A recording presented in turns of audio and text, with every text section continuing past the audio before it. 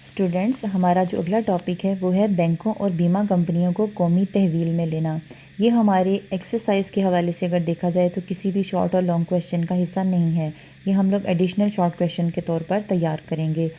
بڑے بڑے سرمایہ دار خاندانوں نے اپنے اپنے نجی بینک اور بیمہ کمپنیاں بنا رکھی تھیں، جس سے سرمایہ دارانہ نظام کو بہت تقویت مل رہی تھی۔ حکومت کو ان نجی بینکوں اور بیمہ کمپنیوں سے کوئی خاص فائدہ نہ تھا، چنانچہ حکومت نے ملک کے اقتصادی استحکام کے لیے 19 مارچ 1972 کو تمام لائف انشورنس کمپنیوں قومی ملکیت میں لے لیں اور انہیں اسٹیٹ لائف انشورنس کے تحت اکٹھا کر دیا۔ یکم جنوری 1974 کو پاکستان کے تمام شیڈیولڈ بینک قومی تحویل میں لے لیے گئے۔ ان سے بینک ملازمین کے حالات بہتر ہوئے۔ بینکوں اور بیمہ کمپنیوں کو قومی تحویل میں لینے سے حکومت کو اقتصادی لحاظ سے زبردست فائدہ پہنچا اور روپیہ عوام کی فلاح و بہبود پر خرچ ہوا۔ لازمی بات ہے، جب کمپنیاں گورنمنٹ کی تحویل میں چلی گئیں، گورنمنٹ کے انڈر کام کرنے لگ گئیں، تو گورنمنٹ کا سرمایہ جو ہے اس میں اضافہ ہو گیا، قومی آمدنی بڑھ گئی، اور قومی آمدنی بڑھنے سے ہمیشہ ایسا ہوتا ہے کہ عام عوام کی سہولیات کے لیے ان کو مختلف طرح کے فیسیلیٹیٹ کرنے کے لیے ادارے قائم کیے جاتے ہیں، جس سے عام عوام کی فلاح و بہبود کے اوپر گورنمنٹ روپیہ خرچ کرنے کے قابل بن جاتی ہے۔ تو آپ لوگوں نے دیکھا یہاں پر میں نے کچھ لائنز انڈر لائن کیے ہوئے ہیں، ان کے اوپر ایم سی کیو بھی لکھا ہوا ہے، تو آپ نے ان کو ایم سی کیو کے طور پر تیار کرنا ہے۔ اس کے بعد اگلا جو پوائنٹ ہم لوگ پڑھیں گے وہ ہے لیبر اصلاحات کا۔ لیبر اصلاحات کا جو پوائنٹ ہے، اس کو بھی کرتے ہوئے میں آپ لوگوں کو یہ بتاتی چلوں کہ یہ بھی ایکسرسائز کے کسی بھی شارٹ یا لانگ کویشچن کا حصہ نہیں ہے، بلکہ آپ لوگوں نے اس کو ایڈیشنل کویشچن کے طور پر پڑھنا ہے، اور اس میں یہاں پر تقریباً 1 سے لے کر 8 تک پوائنٹ اس کے لکھے ہوئے ہیں۔ ان 8 پوائنٹس کے اندر سے آپ کوئی سے 5 پوائنٹس جو ہے وہ کر لیں گے تو آپ کا کویشچن لیبر اصلاحات کا تیار ہو جائے گا۔ لیکن اس کے علاوہ آپ ان سبھی کو پڑھیں گے، کیونکہ ان سب کے اندر کہیں نہ کہیں آپ کو کوئی نہ کوئی ایک ایم سی کیو لازمی مل جائے گا، جو کہ بعد میں پیپر میں آنے کا چانس بن جاتا ہے۔ بھٹو حکومت نے 10 فروری 1972 کو نئی لیبر پالیسی کا اعلان کیا۔ اس پالیسی کی اہم نکات درج ذیل ہیں۔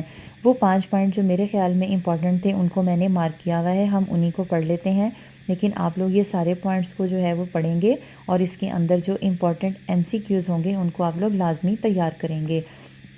پہلا پوائنٹ جو میں پڑھنے جا رہی ہوں وہ ہے پوائنٹ نمبر 2، مزدوروں کو ہر سال ایک تنخواہ کے برابر بونس دینے کا اعلان کیا گیا۔ پیداوار میں اضافے کی صورت میں مزید خصوصی بونس دینے کا بھی اعلان کیا گیا۔ کارخانوں میں کام کرنے والے مزدوروں کے اوقات کار کو نئی شکل دی گئی، ان سے ایک ہفتہ میں 54 آورز 54 گھنٹوں کی بجائے 48 گھنٹے کام لینے کی پابندی عائد کی گئی۔ اگر وہ اپنی مرضی سے اوور ٹائم کام کریں تو ان کو مزید معاوضہ دینے کی شرط عائد کی گئی۔ ہر مزدور کو رہائشی مکان اور تعلیم کی سہولیات مہیا کی جائیں گی۔ ہر کارکن کا طبی معائنہ لازمی کروایا جائے گا۔ کم از کم ایک بچے کی کارخانے کی طرف سے میٹرک تک تعلیم کا انتظام کیا جائے گا۔ شاپ اسٹیورڈ کا ایک عہدہ تحلیق کیا گیا، جس کے باعث ملک مالکان اور مزدوروں کے درمیان پیدا ہونے والے مسائل کو حل کرنے میں آسانی ہوئی۔ مزدوروں کو ملازمت کا تحفظ دینے کے لیے مل مالکان پر یہ پابندی عائد کی گئی کہ وہ مزدوروں کو برطرف کرتے وقت واضح اور ٹھوس وجوہات بیان کریں گے تاکہ ناجائز برطرفیوں کی روک تھام کی جائے۔ اس کے بعد اگلا پوائنٹ آ جاتا ہے زرعی اصلاحات کا۔ سیم جس طرح لیبر اصلاحات تھیں، اسی طرح زرعی اصلاحات میں بھی آپ لوگ کوئی سے 5 پوائنٹ کریں گے، لیکن پڑھیں گے سبھی پوائنٹس کو، اور اس کے اندر موجود ایم سی کیوز جو ہیں ان کو انڈر لائن کریں گے اور ان کو یاد بھی کریں گے۔ اس کا جو سٹارٹ ہے وہ ہے پاکستان کی اکثریت آبادی کا پیشہ زراعت ہے۔ بھٹو حکومت نے کسانوں کو استحصال سے بچانے کے لیے درج ذیل زرعی اصلاحات کا اعلان کیا۔